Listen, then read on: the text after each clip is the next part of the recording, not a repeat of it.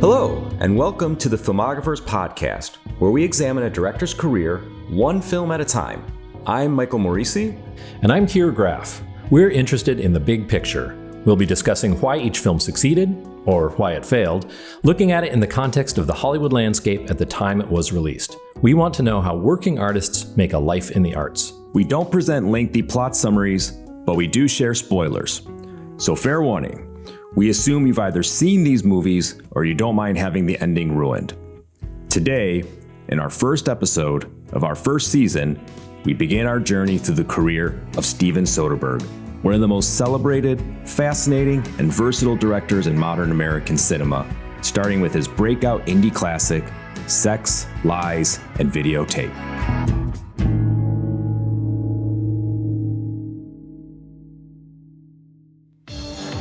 It's the most provocative film of the year. Vincent Canby in the New York Times calls it one of the best of '89, exceptionally accomplished and witty. Being happy isn't all that great. I mean, the last time I was really happy, I got so fat. The Los Angeles Times calls it brilliant, a delicate and sexually charged film. Look, we're gonna do it or not. Rolling Stone says it's dazzling, fun, and scorchingly erotic. Why don't you let me tape you? Doing what? John and Ann don't have sex anymore. And Time magazine calls it terrific, the season's smartest and funniest film. Is it for me? Yeah, it's for you. Sex, Lies, and Videotape.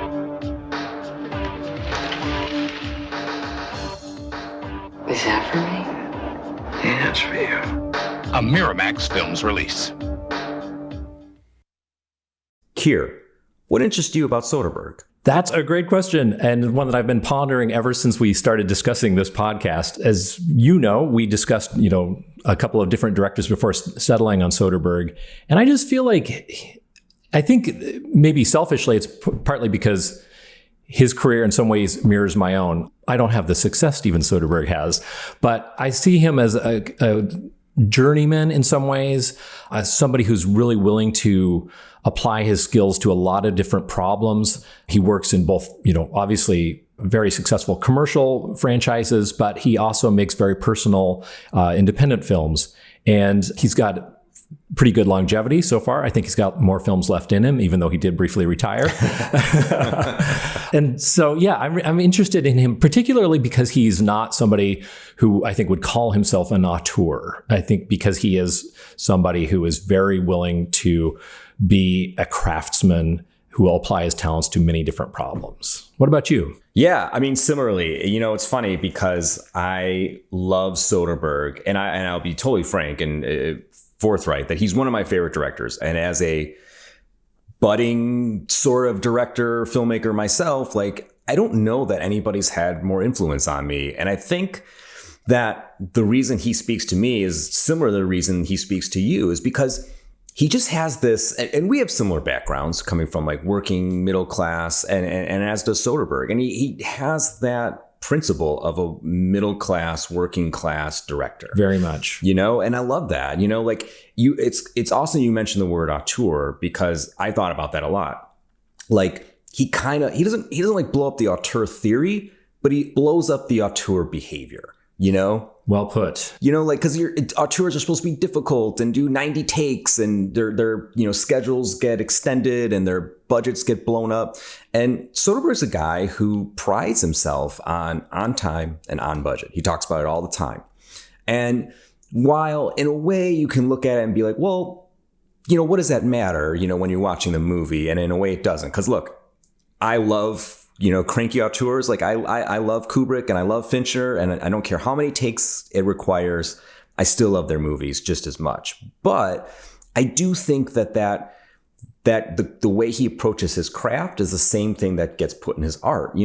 So many of his movies are about these scrappy underdogs, working class people trying to get something more, Yes. Aaron Brockovich, Magic Mike, a movie I love, Jack Foley, you can go on. And there's just the same principles of his working class background that drives that on time, on budget is also in his movies. And he applies that to so many different ways and so many different projects. And I adore it. I adore Soderbergh. And something you said there, maybe we'll get into this a little bit later, but in regards to the auteur thing, he is somebody who, when he announced himself with his first film, I think a lot of people regarded him as the next auteur. And, because he, obviously he wrote, directed, and edited it himself throughout his career. He does wear many hats with his pictures, but it almost feels a little bit more like he's doing that just out of a sense of like he likes to be hands-on, not that he's a control freak.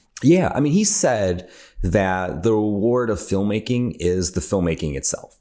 Like you can tell just by his output, and we've talked about this a lot. Like we are both, I guess you can say, prolific out of necessity because we have to live and we have to make money, but we also love what we do.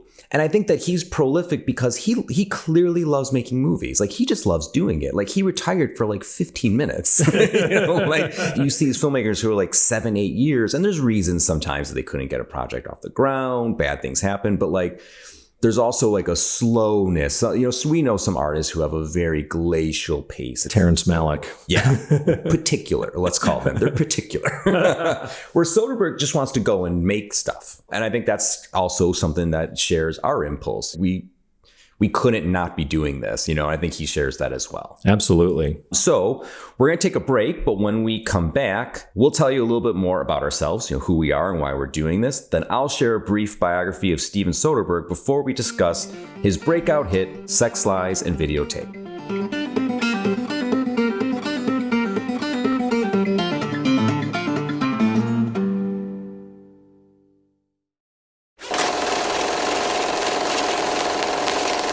I don't feel as innately talented as a lot of other people, but what I can do and what I have done is to work hard. I know that I'm willing to, I'll go head to head with anybody in terms of hours in a week that I'm willing to work. That I'll take any challenge. That's because I feel there are other people that are just more naturally gifted and I have to work harder. And we're back. Before we discuss the first of Soderbergh's 34 feature films, if I've counted correctly, he may have made another one while we've been getting ready to record and figuring out our technical difficulties, I think we should tell listeners who we are. And since you're the film director, Mike, you go first. Yeah, well, one film. It's not out yet, but I am, I guess you can now say, a filmmaker. My first movie, Revealer, which I co-wrote with Tim Seeley and produced, shot in the pandemic, streaming now on Shudder and other platforms that you can rent it on, was released 2 years ago. I've since this past spring directed my first feature, co-directed based on a script that I had written called Holiday Holdup. It's something I've always wanted to do, was get into film, just took a circuitous path to getting here. I had been in comics prior. I'm still in comics. I think if anybody knows me for anything, it's probably for Barbaric, my fantasy sword and sorcery series, but I've also written for Stranger Things, Star Wars, and some of my other own creations, such as Wasted Space and The Plot. Yeah, so that's me in a nutshell. Keir.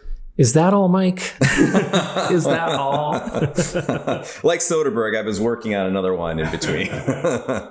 Well, you were driving across the country. So, yeah, I guess I do a fair amount of things. I should start by saying maybe I'm a failed or frustrated screenwriter. My first love was film. When I was a teenager, when I was in college, shortly after college, I desperately, as a huge film lover and a budding author, I wrote lots and lots of screenplays.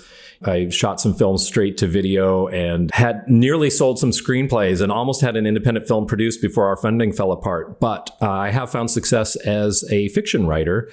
One of the reasons I turned to fiction writing was just because as much as I love collaboration, it's a little easier to finish a book and publish a book. You don't need the 82 people and lots of money to make that happen. So I have my 13th book is coming out in January. It's called The Royal Game, and it is under the pseudonym Linda Keir. I have a writing partner, Linda Jaffe Hull. So we write under the name Linda Keir, and that will be our 4th novel together.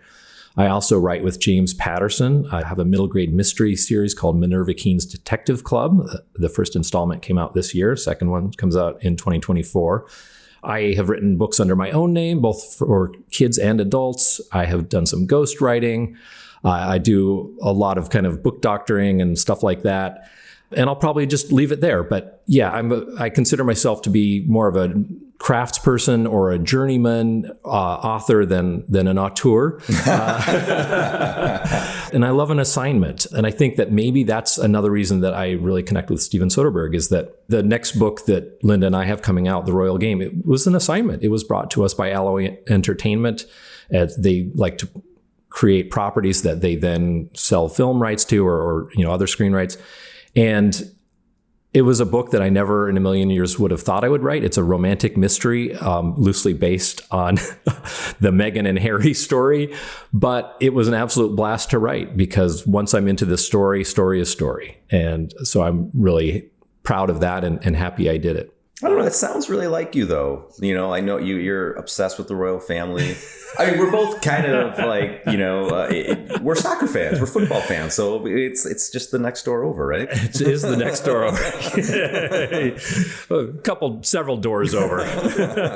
It's all Anglophile stuff, so that's our next podcast, is talking about the Premier League. But that's right. That's a different story.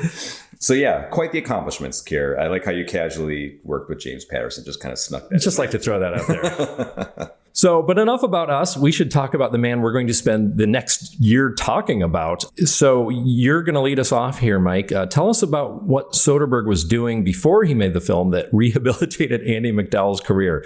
Greystoke, her debut, famously nearly ended it. It did. Yeah. She's wonderful in Sex Lies. Greystoke was a different thing. But what was Soderbergh doing? Playing a lot of baseball, turns out. He was a baseball player in high school. Big baseball fan now. But I kid that that's what he was doing. But the story goes is that when his dad realized that he didn't quite have the stuff to go pro, he encouraged Steven to turn his attention to the arts. And, thank you for that, Mr. Soderbergh. That's great. Good call. But there's really not a terrible amount to say about his early life. I mean, he may disagree. I mean, I doubt it. He seems like he has a very good sense of humor. Yeah. He seemingly had a normal adolescence. He was born in Georgia, moved to Baton Rouge. His father was an educator. He got a job at LSU, which took his family to Louisiana. And like I said, he played baseball, and he eventually turned to filmmaking thanks to his dad. And in fact, the story that I had heard, I believe from Soderbergh himself, was that his dad took him to see All the President's Men, which is his favorite film. And he was grounded at the time, and he wasn't supposed to be doing that. But his dad, I guess, kind of broke down. It was like a compromise. There was like a party he was supposed to go to that he was banned from the party. So in the middle ground was, okay, I'll take you to go see this film. And he planted the seeds for his love of movies for many, many years to come. What an amazing dad. I mean, I would say that there's probably more often it goes the other way. Some kids running around with a video camera, and his dad is like, come on, let's go do some sports. Yeah. You're not hitting the curve, Junior. But yeah, so, we can just fast forward a bit. And, Soderbergh is like many filmmakers like him. He's in his early 20s. He's trying to jumpstart his career. And shortly after high school, he moved from Baton Rouge to San Francisco to live with his sister or sister-in-law. I forget. I believe it was his sister. And he was working. He managed to get jobs, like various jobs as they came his way, production, editing. He worked on a few game shows, one of which was co-hosted by Brian Gumbel. So there's that. We'll find out he's crossed so many weird paths. But he had made some short films in high school. He had penned some scripts. He was well on his way to dabbling and becoming professional and becoming competent, I think is the word. And that's why he was able to he knew enough people, and he's able to get these gigs, editing this, keeping score at game shows. He was in the vicinity of what he wanted to do. Yeah. But at the same time, and it's so funny because we so much is made about how young he was when Sex Lies came out, but he was in his early 20s. He'd been living in California for a few years, and he wasn't really getting any breaks. So he moved back. But before he moved back, a quick aside, he moved back to Baton Rouge, I should say. He also, at the time, directed a concert video for the progressive rock band Yes. Yes. So if you really like Owner of a Lonely Heart, you know, like you didn't know Steven Soderbergh directed some Yes, boy, is this your day. As I recall, he said that after getting the footage, it was like a half-hour film, he did what he called kind of like a cheeky or something edit. Like I think he thought he was being a little irreverent with the cut he sent to them, thinking like, oh, they may hate it, but I'm just kind of doing this for me. And then, you know, he goes back to work and then he hears from them that they loved it. Isn't that though the magical touch? And we'll get to back to his bio in a moment, but isn't that the magical touch that he has, that like, I'm going to do this thing for me and whatever, I don't care. And then we all see it and we're like, and everybody loves it. Yeah. Like, I feel like I'm just going to do, Ocean's 11 or something. I'm going to do this for me, or I'm going to do The Informant for me. And while The Informant wasn't a big hit, anybody who sees it adores that movie. Mm-hmm. Like even when he tries to get you to not like him, it's so hard. So he moved back to Louisiana, and he was back with his family and still trying to make short films and still trying to sell screenplays and do, he didn't abandon the dream. He just kind of took a step back.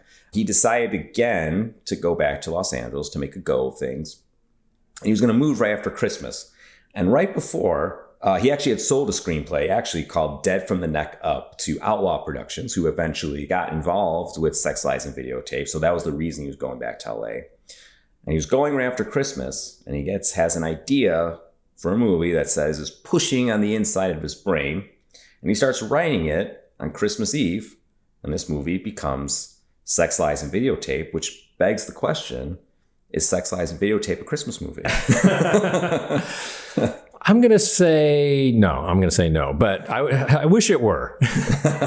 Okay, well, if it's not a Christmas movie, describe to me Sex, Lies, and Videotape in one sentence, Keir. Can you do it? I came up with this about an hour ago. A dreamy drifter with a video camera crashes on his friend's couch in Baton Rouge, inspires a repressed housewife to end her failing marriage, and learns hard truths when she finally turns the camera on him. Wow. Did you look that up? No, I literally wrote that without the help of any AI, but it wasn't as funny as I was hoping it would be. Well, it's funny. People do look at Sex, Lies as a comedy. I don't see it. It's some funny moments. Soderbergh talked about being surprised by laughter at a few key moments, which we may get to or not. But I've had that experience as an author where sometimes things land differently for an audience than they do for you on the page. That's very common. It's often delightful. Sometimes it's surprising, but you always just have to roll with it. Yeah. And that was a great summary. That was truly a great summary. This is why you're going to discover Keir is the prose writer and can do good things with words. I'm the screenwriter who cannot.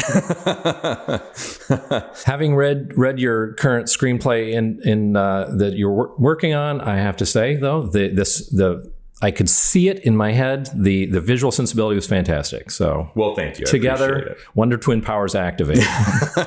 Maybe that's what we're missing. Okay, so we both rewatched it specifically for this. I think we both rewatched it a few times.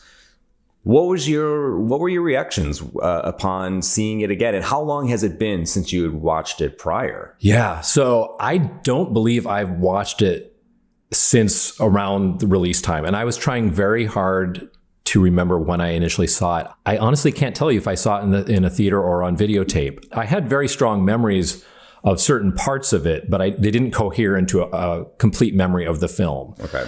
So it's been forever. And so I've watched it 3 times, and I was really surprised. The first watch, I was just sitting there letting it roll over me and really enjoying it. And I was surprised at how much it held up. I really enjoyed it. I did not feel dated in the ways you would expect a film to feel dated. It feels somewhat dated merely in that it comes from a different time. You know, nobody's messing with their phones. It feels like a slower time. The fact that people just kind of keep coming and going from each other's houses, and it just feels like people are just kind of hanging out. Like that kind of reminded me of like post-college, but also pre-cell phone era. But it didn't feel dated in a filmmaking way. It didn't read as dated. I found myself just absolutely enjoying it.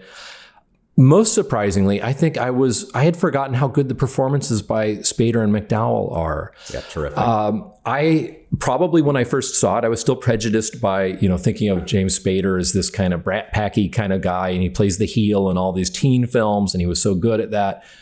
This is an incredibly nuanced performance. It's really an astonishing performance. He smiles at weird moments to keep you off kilter. I just found him eminently watchable through all three go-rounds. And McDowell, I mean, there's so much I could say about this film, but McDowell also blew me away with her performance. She's somebody I'm not prejudiced to like, and not just because of the Greystoke thing.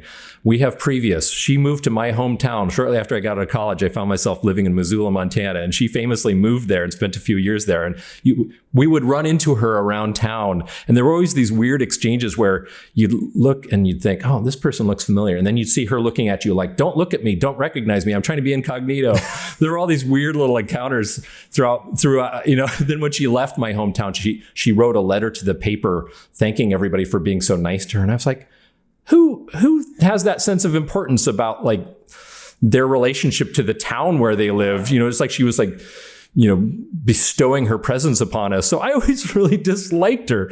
But I have to say, fantastic performance. She is amazing. She's absolutely amazing. Steven Soderbergh talks about her uncanny ability to do things like blushing on cue. You can see it in the scene where she gets embarrassed. She blushes on camera. Several people in the cast said she did that repeatedly, take after take. I just think she understood the kind of person she was meant to portray. Apparently in real life, she's very earthy, actually profane, likes to tell dirty jokes. You would not know that based on her performance. So she may have started as a model, but I think she deserves accolades as an actor.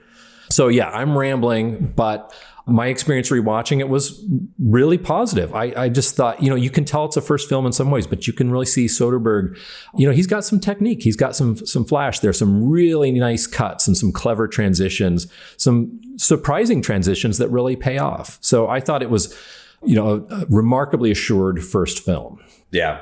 I mean, I'll talk about my thoughts in a moment, but one of my favorite things that I learned from watching the commentary that is such a Soderbergh thing is that like there's the cut where Andy McDowell goes to James Spader's house late in the film, and he didn't want to be bothered putting a rig on a car, which is a pain. Yeah, especially I can't imagine 1988. It's a pain now. It's probably even was worse then. And knowing his predilection for wanting to shoot fast and just I know what I want. Let's go in. Let's get it. Let's get out. Yeah. He doesn't want to do that. So he's like, okay, what we're going to do is we're going to have her sit in her car. She's going to have her hands to her head. And then we're going to just change the perspective. And now she's there and we're here. And that's it. I'm not doing this, which is like brilliant. It's such a great cut. It's just, it's art. It's filmmaking art. And, it may have been born out of like practical considerations, but it's just that moment that kind of takes you a moment but it's kind of a magical transition to the next scene. And he has great transitions when we go from, watching the videotape to being in the scene that's being videotaped, and then going to the snow as the tape ends, and then flashing back to the real world and realizing Peter Gallagher's character is watching the videotape. Obviously, we said up front, we're not doing plot summary, so we're just assuming you've rewatched this film or are familiar with it. But I think there's real filmmaking art. And what's even more fascinating is that he himself said that he didn't think this was going to be a big success, and he thought it was probably going to be a resume piece. Yeah, which is so interesting to me that a movie that had had some star power, that he was so humble about it. If nothing else, it was a different time then. We live in the time now of the package deal. That to get anything made, you need a name involved. You need somebody to get something made. Whatever level, whatever budget, sometimes you can sneak and get away with it if the budget's low enough, but like you need a name. Mm-hmm. And he had, maybe, Lauren San Giacomo, who was awesome in it, Peter Gallagher, everybody was great. They weren't names, but James Spader was a name.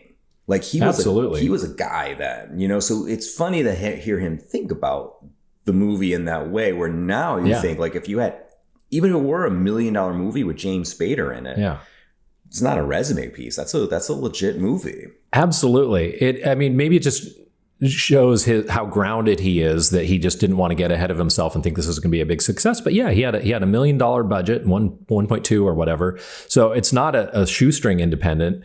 I think the people backing it had every expectation that would be commercially successful.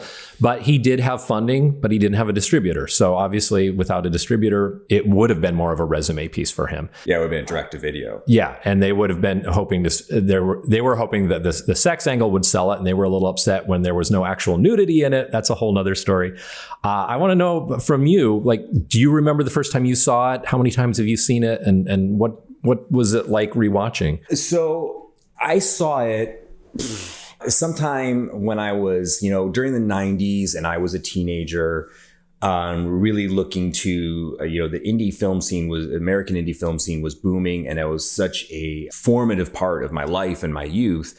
So I went through and watched like everything that had, any adjacent connection to it. So I saw it sometime around then. I'll be honest, I haven't seen it since then, So I watched it again. Incidentally, I was going through a Soderbergh kick earlier this year, which may or may not have been to do with the podcast. I don't remember. I just always love watching Soderbergh movies, like comfort food to me. So I watched it probably in like February, and then I watched it a few times recently.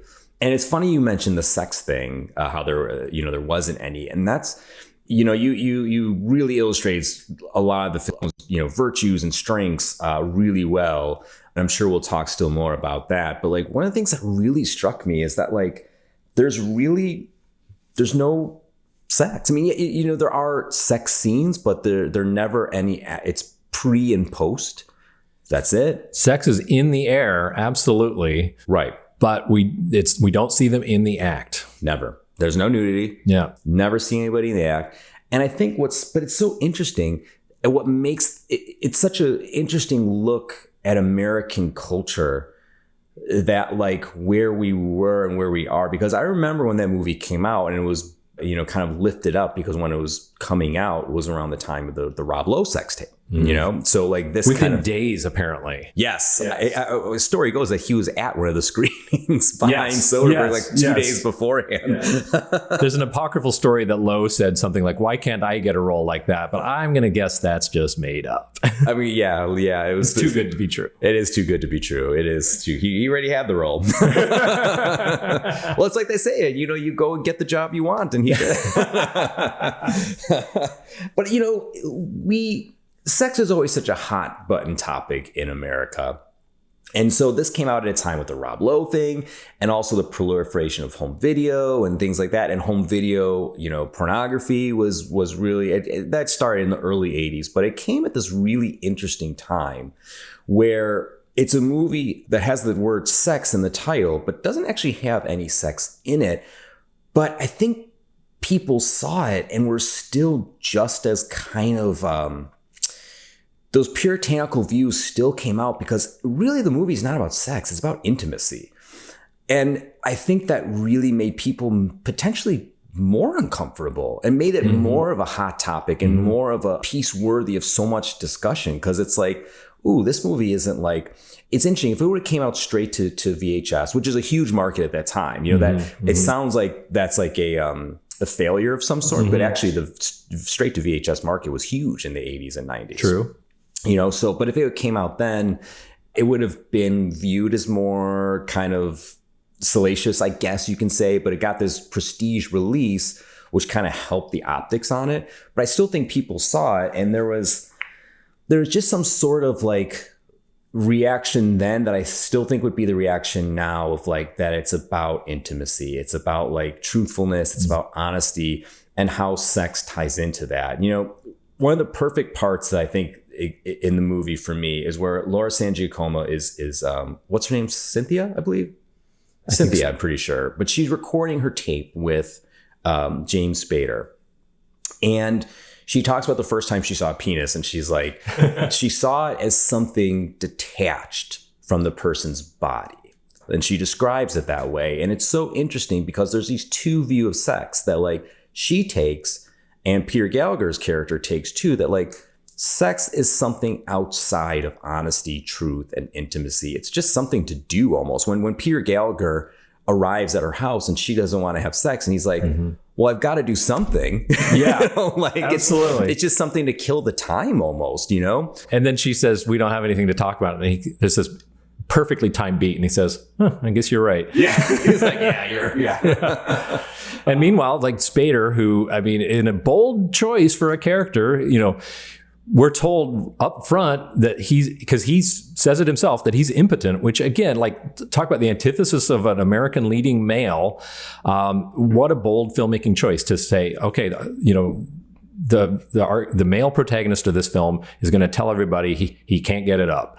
But it's much more interesting than that. And we learn that he's basically, in some ways, you could say he's very much in touch with his feminine side, because he said, we learn that he basically can't get aroused without some sort of intense emotional connection to a woman, which is really the same thing that Annie MacDowell's character, and I'm always so bad at remembering characters' names, Anne, that's exactly her thing. And that's what they kind of come to realize later in the film. And it's a simple film, but because it takes its time getting there, it pays off. And I think we really feel their journey. And it makes sense when the two of them end up sitting side by side on the porch at the end. And we assume they're together because they're very little touchy-feely together. Yeah. It seems like rain, right? It seems like rain, yeah. But yeah, I mean, I think that's like that's the thing that stuck out to me, is the character's journey and its views on sex. And I think that, like, if you were to approach the movie, I don't think that you would, having not seen it, I don't think that would be your assumption. And I think that like I said, like there was some sort of like unnerving aspect to it, that it took this approach, this really kind of bold approach about like the intimacy and the honesty and what sex means to some people and what sex means to others. And it's just fascinating because of it, and hangs on this high wire act that really, really hinges on the performances. And the four leads completely nail it. All of them. They completely nail it. And it's just such a satisfying movie. It's such a, you know, one of the things, the last thing I'll say is that what I love about, and I wouldn't have got this in the 90s, obviously, because I was, 15 maybe when I saw it, and I was like Nelson Muntz coming out of Naked Lunch. Like, I could tell you two things wrong with that movie. But now I get it. And there's something, one of the other things, and I'll finish with this, is that like Soderbergh, and he has said this, always has made a point to strive for clarity and simplicity. And he has said, it's so undervalued because there is something weird value placed on like, well, I can be really highfalutin and complex and hide myself. If somebody doesn't get it, hide myself behind the thing of like, well, you're not supposed to get it, or it's so hard to get, or it's so, challenging, or it's so complicated.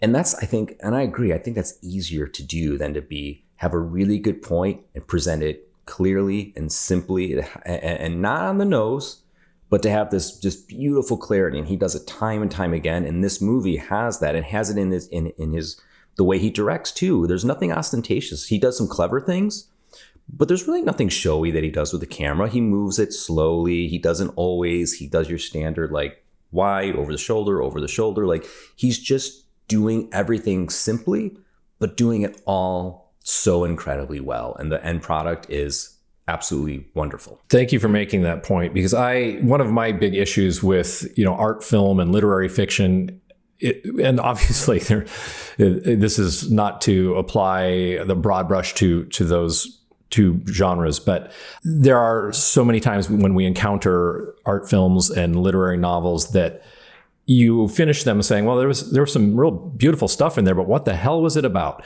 I absolutely am in favor of direct expression and simplicity whenever possible. And I agree. I think, Soderbergh said about this film that it kind of felt like a short film stretched to feature length. And maybe there's a little bit of that.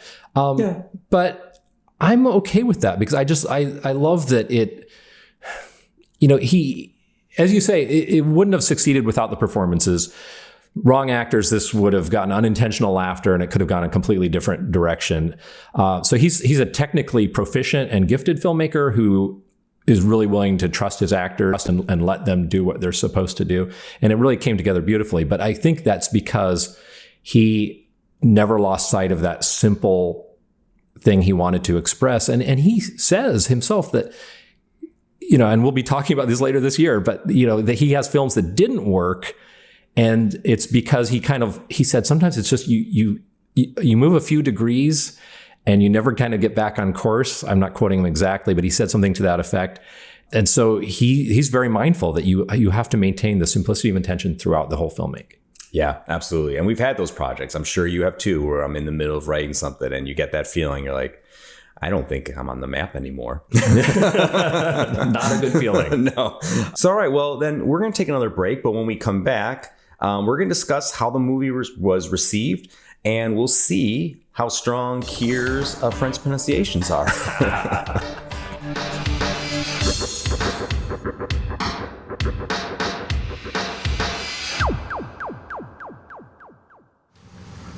Well, maybe I don't want to leave. Maybe I want to talk. John, we don't have anything to talk about. You're right. So we are back, and now we're going to talk about reception. So Keir, tell us, how did people respond to Sex, Lies, and Videotape in 1989? Beyond Steven Soderbergh's wildest imaginings. So we said in the first half that he really had modest expectations, and that he thought that this could end up just being a resume piece, and he was at peace with that. However, they got invited to the U.S. Film Festival, which is what Sundance was called before it was the Sundance Film Festival. And they suddenly had to throw together a mix, basically. And I think they had a good cut, but I think that the sound mix was still being hastily assembled. And I think when he introduced it there, he even sort of apologized for some of the sound. And we won't go into the weeds on that, but if you get the Criterion DVD, there's a wonderful extra about all the issues they had with the sound due to a noisy generator. Anyway, they're at the U.S. Film Festival in January 1989. I believe there were 3 screenings in all. The first one apparently wasn't a standing ovation or anything, but it was well received. It was in it wasn't even a banked theater. It was some sort of a function room, just chairs on the floor. Hard to imagine. These were early days for Sundance. And it was well received, and but over each subsequent screening, word of mouth was going around, and by the end, it was like people were sitting in the aisles. Soderbergh himself was at the door, refusing to let more people in. Some lady chewed him out for not letting her. She just wanted to peek in, but it was clearly, the hype was building. People with money to spend were showing up in the audience, and so it seemed that something was likely to happen. It was the winner of the Audience Award at the U.S. Film Festival, and Soderbergh's stock basically exploded based on that. In February and March, suddenly he's taking meetings. He's taking meetings with important people, with money people. People are giving him scripts to read. I mean, it happened that quickly. He signed with Miramax in late February, early March, somewhere around there. And it's kind of sad that, the now disgraced and justifiably scumbag Harvey Weinstein has anything to do with you hate to even say his name in celebrating Soderbergh. But I also think it's important to clarify that Weinstein, he provided money and distribution, but, Soderbergh's movie stood on its own. This was a time, obviously, when Weinstein was on his way to becoming an absolute star maker for many, many people. He did it for many others as well. And the whole Sundance, Miramax, perfecta. I was going to say trifecta. Perfecta was something. This was kind of the start of it. Like this became, the eventual success of Sex, Lies, and Videotape became something that other people would dream of when they would get their film at Sundance. And obviously Weinstein became a complete star maker. So he's on a high, and then they get invited to Cannes, and they think they're going to be in the director's fortnight, not at the big main screening, and that's fine. Somebody drops out, they get into I forget what it's called, but they get into the kind of prestige screenings. And this is a tough year. Famously, Do the Right Thing was also screened at Cannes that year.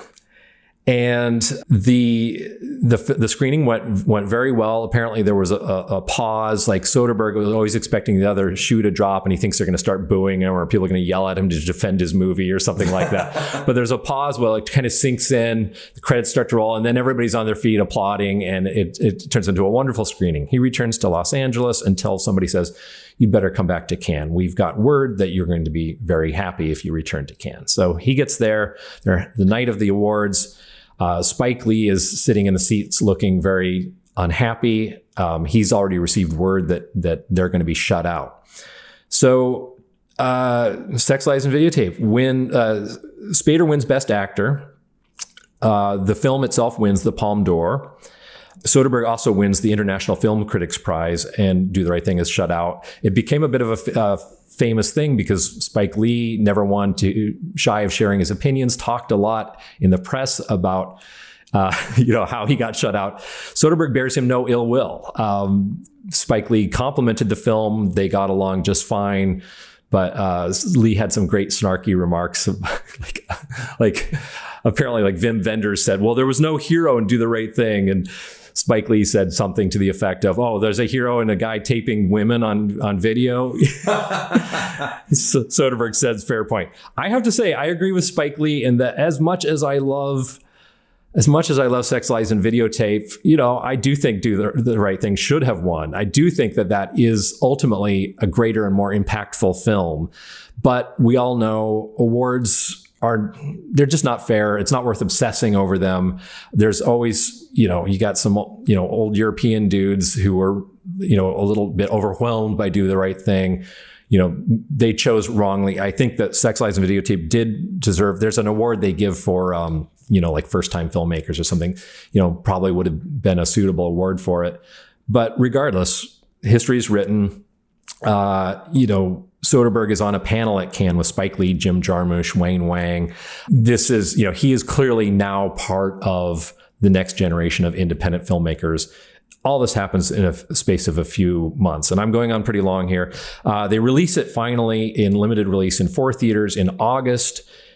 They have an average of 30 patrons per showing and for 2 to 3 weeks, which doesn't sound like boffo box office. No, I've always confused by that stat. I'm like, that doesn't sound good. It doesn't sound good. But the reviews were strong, and I think that maybe that's just part of the strategy. They perhaps Miramax knows they're going to get some good reviews. They open it wider, and then it does go on to make lots and lots of money. Well, that's, if I interject really quick, it's such a different time that we don't live in anymore. We live in the opposite time. Absolutely. Where now it's like you have to open strong, like $100 million strong. Yes. Or you're considered a failure. It happens still, it's seldom, but you and I remember a time where films were allowed, one, they played longer. Yes. And two, they were allowed the opportunity to build a word of mouth. Yes. They usually start on the coasts. Mm-hmm. They play in a few select theaters. They'd get their reviews, they get their accolades, and it took longer to find out about it. Not everybody knew the moment you won Sundance or the American Film Festival. Not everyone knew the moment of, that news took a while to get out. There was no internet. Absolutely. So it was just such a different time. So it's natural that took a while, despite the acclaim. You would think now, everybody knows it won the Palme d'Or, it won Sundance, it's going to start wide and it's going to go. But in 1989, it was just a different culture, and I would argue a better culture. I would agree with you. We live in an era now where just random citizens, casual film fans will check the box office returns, on Sunday because it's become this sort of national sport. And in that kind of a climate, who knows whether Sex, Lies, and Videotape would have ultimately been a success. Yeah. Only 70 people saw it. I'll wait for that to come on streaming. Yeah, that's it. Most likely. But it did get good reviews, 2 thumbs up from Siskel and Ebert. Ebert wrote, interestingly, he gave it 3.5 stars because he was always generous. But in the Sun-Times, he wrote, I'm not sure it is as good as the Cannes jury apparently found it. It has more intelligence than heart and is more clever than enlightening, but it is never boring. And there are moments when it reminds us of how sexy the movies used to be back in the days when speech was an erogenous zone. Well-turned phrase, Roger. Such an Ebert, who's one of my heroes. That's such an Ebert line. Yes, it's such an Ebert line. The New York Times gave it a rave, and I'll try not to read too much here, but it was very interesting to me that the critic for the New York Times, she says some interesting things. She basically says, like, yes, this is a hype film. She says it more than lives up to the hype. Mr. Soderbergh's astonishing first film is a liaisons dangereuses for the video age, a rich, absorbing tale of sexual greed and fear, love and betrayal, in which Graham's camera becomes a central player. It is an intricate dance of constantly changing partners whose connections are based on truth, self-denial, and outrageous deception. It says that it comes loaded with advanced praise that seems impossible to meet. Amazingly, the film surpasses that. And it's obviously a rave. It's two things that are interesting to me about her review is that she says Graham, Spader's character, is Soderbergh's most disturbing and perceptive creation, the video generation's nightmare child. Impotent whenever he is with another person, Graham's only physical satisfaction comes when he watches the tapes he has made of women answering his questions about their sexual histories and tastes. I thought that was interesting. Like, I do think that, you know, she's onto something, that Soderbergh is sort of making him an avatar of the video age, and the video camera is a device that removes us. I thought Nightmare Child was a little strong. Well, you know what though? You know what's crazy about that quote? And we were talking about this a little at the break. You can take that and apply it to now. You can take that idea, that sensibility of like impotent with other human beings, but empowered when with a device. Mm-hmm. And you can, it's so frightening. And I'm sure, I never want to say a thing that like so-and-so was ahead of their time or that they were predicting anything. That was never, I'm sure Soderbergh would agree, was never his intent to predict the future. Yes. He was just talking about the condition of human intimacy, human loneliness, human connection. And that's an evergreen thing. But what's interesting watching it now is how salient that has become about like how the rise of screens and personal recording devices has separated us from other people. And you see the sharp incline. I'm sure you can map a graph between human loneliness and the use of, you know, started as video cameras, went to smaller video cameras, went to phones, et cetera, et cetera. Yeah. And it's just interesting. That quote feels so powerful because it's still very, very, very relevant today. Absolutely. I agree. The film feels eerily prescient in that way. And these are four people who are really not connecting. I mean, despite the kind of like sexual heat that hangs over the film, they're not connecting. I suppose a different way of looking at it is saying that he kind of brings them together with his camera. But I think ultimately his character, because he's viewing everything through that lens finder, he is unable to connect to other people. And I think that's the more salient point there. The film went on to, in wide release at its height, was showing in 534 theaters, which is still not that big by today's standards, earning almost $25 million in the US. And when you add in worldwide, it was up to $37 million. This, again, is on a budget of $1.2 million. So a very profitable film.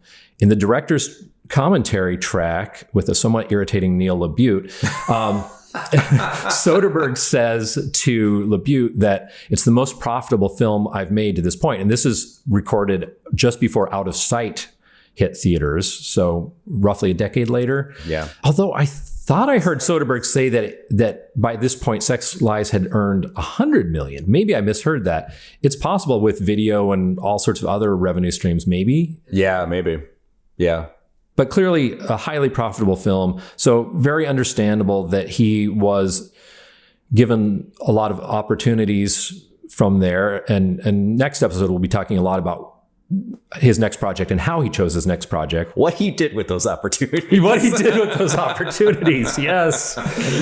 But he also, I think, strong justification for why Sundance becomes a feeding frenzy, because here's a little sleeper hit that nobody saw coming. Soderbergh talks about how somebody in his crew was talking about how they saw some fat cats in suits chuckling at Soderbergh introducing the film, and they're just like, obviously, like, we're not going to like this film. And after the film, they were in line with everybody else to put up some money for it. So it justifies the hype, not only artistically, but financially and critically, which leads us to the changes. And Mike, I'd like you to talk about this, like the changes that it helped usher in the 1990s with independent cinema. Yeah, I mean, it's interesting. You know, what's cool, like you talking about, you know, the Miramax effect. And I know you have to be cautious, you know, because we're entering the Harvey Weinstein land. But the reality is, for any kid like me, I'm sure you too who had a subscription to Premiere Magazine in 1995, you were looking at what movie did Miramax pick up now? Because that was the system, you know, like I know they financed some, but they're also like the movies that were quality, that were winning awards or in the vicinity of, they were picking them up and they were putting them out. And they were, you know, I'm sorry to say, there was nobody better at hustling Academy Awards and currying awards in general than Harvey Weinstein. Mm-hmm. So you were, you know, I remember being 14, 15 years old and like keeping track. Ooh, what is Miramax going to pick up next? You know, there's Tarantino and there's Kevin Smith and there's, you know, you go on and on and on. What are they doing? And what is Miramax going to get and anoint next? And that started, like you said, pretty much with Sex Lies and a few other movies around that. But one of the interesting things to put in context, and we've spoken about this, was what the 80s were. And the 80s, and Tarantino says this, the 80s sucked. They sucked for a lot of reasons. 80s cinema sucked. And I know a lot of people will hear this. Okay, so I'm going to caution it now. There were a lot of good movies in there. There's Raiders of the Lost Ark. There's Back to the Future. There's so many really, really strong movies. And I totally get it. So pause on that email. I know there were good movies, but the 80s kind of sucked. And the thing is that like the 70s, if the 70s was the the decade of directors looking to make art, the 80s was the decade of studios looking to make money. Okay. Can't argue with that. And there's nothing, and look, and there's some degree that there's nothing wrong with that, you know, that helped build multiplexes, which are now kind of crumbling, but you know, like it did further the film industry. So I'm not being totally critical or totally ignorant of what the benefits that were born out of that. But if you look at 1989, I'm going to list you some movies that came out in 1989. Okay. The 007 License to Kill, Indiana Jones and the Last Crusade, Lethal Weapon 2, Back to the Future 2, Ghostbusters 2. What do those movies all have in common? They're sequels. Or you know, in case of 007, like franchises. They're franchise movies. And it's funny because we kind of moan and groan about that now, but that existed then too, you know, and that was really a product of the 80s. There were no That's when we were starting to see numerals at the end of titles. Yes, exactly. It really, really was. And there was your prestige movies too. You had Driving Miss Daisy. Oh, Dead Poets Society. That still holds up. Which I believe we're not ashamed of that. I think Dead Poets Society beat out Sex Lies for Best Original Screenplay at the Oscars in 1990. Yeah, I believe it was. We should know that, but I don't have that in my notes. Oh, let me see. But correct. Yes, I feel like that's a good. Looking at those movies, those like kind of feel good, well done prestige movies that there's nothing really exciting about them. And then looking at like the kind of tentpole stuff, that's the 80s, you know. But then 1989 comes along, and now you have a start of something different. And it's movies like you mentioned, Do the Right Thing came out, Drugstore Cowboy, Roger and Me. And then, you know, there's Sex, Lies, and Videotape. And that movie especially, I think that and Do the Right Thing, Drugstore Cowboy was pretty small. More of a sleeper, yeah. But I remember being, you know, I saw Do the Right Thing in a theater. As I said, I can't remember exactly where I saw Sex, Lies. But Drugstore Cowboy was definitely in the zeitgeist for us film nerds. Yeah. But it didn't have the wider societal impact for obvious reasons that a Do the Right Thing or a Sex Lies had. Yeah, and Gus Van Sant, or am I saying his name? Sant? Yeah, would go on obviously be an important part of the 90s American independent film movement. And that's where an important movie for his career, an important movie for the movement in general. But that's those movies, which, you know, there's always that time of change that seems to come around these moments, 1999 was a good film year in this way. 1999 was a great film year in different ways, but like it started what became the 1990s American independent cinema boom. It wasn't the only thing. There was other stuff going on around it with like Miramax having money and being able to finance stuff. But those movies really got it going. And especially because of the awards it won and because of the success it had, Sex, Lies, and Videotape was the vanguard of what eventually became the great era of the 90s. And I'm really looking forward to talking about that as we move forward with the season and one Soderbergh film at a time, seeing how he's part of that, how he's responding to that, how he's not part of that. I think, as you said, his choices are interesting. It's going to be really fun to kind of see the 90s play out alongside Steven Soderbergh and how he's a part of that. Like, you look at like a good comp would be like Tarantino, who made Reservoir Dogs and then did Pulp Fiction. Steven Soderbergh didn't do that. He did not. Keir, any last thoughts? Any final thoughts? I just want to say I am very excited for this project. This has been a wonderful conversation. As always, there's much more we could say. We're going to try to keep this podcast in general to under an hour, sometimes much under an hour, because we know you film fans out there have a lot of 2 and 3 hour podcasts to contend with. So we're going to try to keep them short and sweet. Sometimes they may be half an hour. It just depends on the film. But as far as kicking this off, I couldn't be happier, and I cannot wait for our next film. Yes. So thank you all for joining us. Thank you to our producer, Kevin Lau. And if you've enjoyed our debut episode of our debut season, please subscribe. Take a moment to give us a good rating or review on your platform of choice. It makes a tremendous help, tremendous difference. And even better, tell your film loving cinephile friends to join us on our journey to watch all the films of Steven Soderbergh. And you can also follow us on Instagram. We're at The Filmographers, or on Twitter or X or something. I guess it's X. Over there, we're at Filmographer Pod. If you have feedback, suggestions, or just want to share a fun Soderbergh fact, email us at thefilmographerspodcast@gmail.com. Once again, that's thefilmographerspodcast, all one word, @gmail.com. Next week on the Filmographers Podcast, we'll be looking at Soderbergh's sophomore effort, which Keir informs me is literally Kafkaesque. Literally.